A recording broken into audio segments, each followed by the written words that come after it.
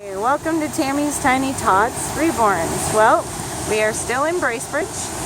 We got Amberly and we got Tatiana, and we are going to check out Woodchester Villa, the home of Henry James Bird. Stands in the upper left corner of this picture. Originally from Gloucester, Mr. Bird came to Bracebridge in 1872 and was founded the Bird Woolen Mill. For 10 years, he and his family lived above the mill until he built Woodchester in 1882, naming it after a hamlet near his boyhood home. The house is one of the finest 19th century octagon buildings, which remaining in Ontario, which was the one we were just at, right? Yeah. On the last video, we were at that building. The house is one of the finest 19th century octagon buildings and an early example of poured concrete construction. It contained many innovations, including indoor plumbing, electricity, a dumbwaiter, a speaking tube, and ventilating shafts. Woodchester Villa has been restored by the Rotary Club of Bracebridge with assistance from the Ontario Heritage Foundation and private donors. It has been furnished as a museum by the Bracebridge Historical Society and is maintained as it might have been in the 1915. It is a public historic site. Visitors welcome. And then we have the pumping station. Now the pumping station isn't quite the same as it used to be. Now it's a restaurant. Yeah. In 1892, directly across the river, W.S. Shaw built an 80 horsepower generating station to supply Bracebridge with hydroelectric power. 2 years later, the town bought the station for $3,500 and became the first municipality in Ontario to own and operate a public utility of this kind. 2 electric water pumps were added to the plant in 1896 and in the 1900s. In 1905, with the building of a larger plant at the foot of the falls, electricity from this generator was no longer required. From that time on, the station was used for water pumping only. They're both dolls. Yeah. Do you mind if I film you guys for my YouTube channel? Absolutely. All right. Cool. She's a. To pretend it's a real baby? What do you want us to do? No, you can just look at her and check her out and see what you think. It actually scared me to death. If you want, you can hold her. We both work in child protection. I'm looking and thinking, there's something wrong with that baby. She's not supposed to. And if she starts, we're scared. You can pick her up if you want.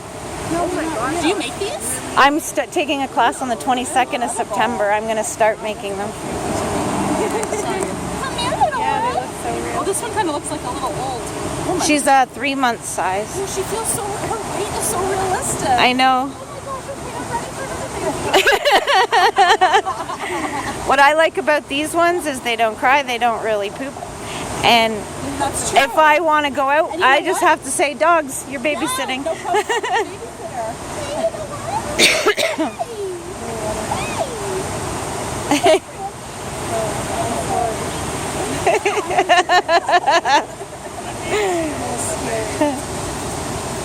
Yeah, I'm going to start making them. Very cool. Really cool. Thank you. Yeah, they're called Reborns. Thanks. Wow, cool. All right, so we just got to fix Amberly here a little bit. She's no longer strapped in. It's okay. I don't always strap her, but I just want her to look.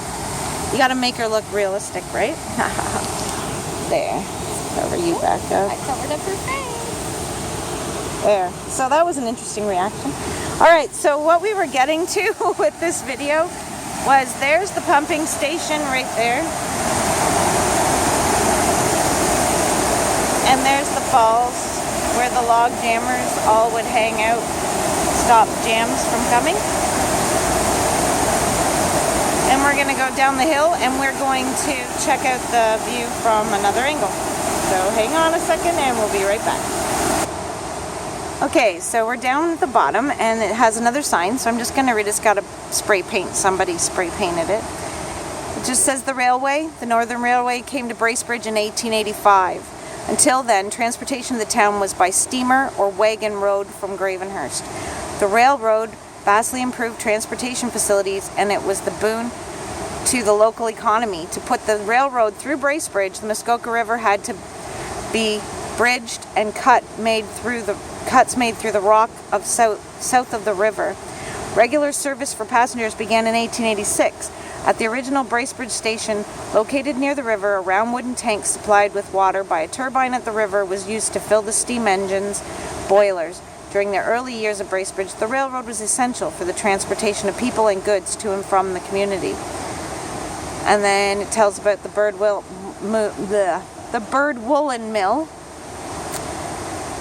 Wood, water-powered, 30 feet by 50 feet, was erected in 1872 by Henry James Bird. 3 masonry additions were later built as production increased. At the mill, the local wool was washed, dried, graded, dyed, carded, and spun. Wow. The mill made high-quality coats and famous blankets, as well as yarn. During World War I, 90% of the mill's output was directed towards the war effort.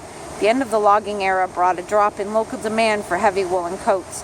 The later introduction of synthetic materials brought a further decline in the need for wool. Largely as a result of these developments, the Bird Woolen Mill closed in 1954. Before the railroad reached Bracebridge in 1885, much traveling was done on local roads by horse and wagon. In swampy or rough areas, logs were laid side by side for wagons to pass over. Often the logs had to be piled 2 or 3 deep to keep the road level. Such roads were called corduroy, from the French corduroy, king's cloth, that's what that means, because the ridges formed by the logs resembled corduroy material. Travel over them was slow and uncomfortable. The corduroy trail, which can particularly be seen here, was called Mill Road. It provided access to the grist mill and original steamboat landing on the south side of Bracebridge Bay. Alright, so we're going to walk this way to another little lookout that they have. There is the bridge for the train bridge. Now, of course, it's been improved. Now it's metal. It wasn't metal back then. It was wood back then. But here we're going to see the beautiful falls.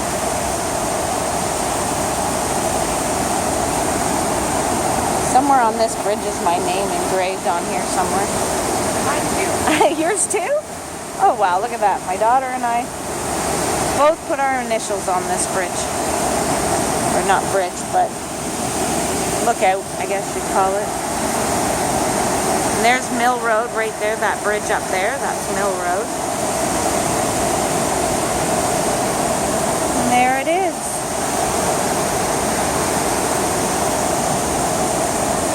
Well, there you go. Make sure you like and subscribe. And smile, everyone. And make sure you share a smile with a friend.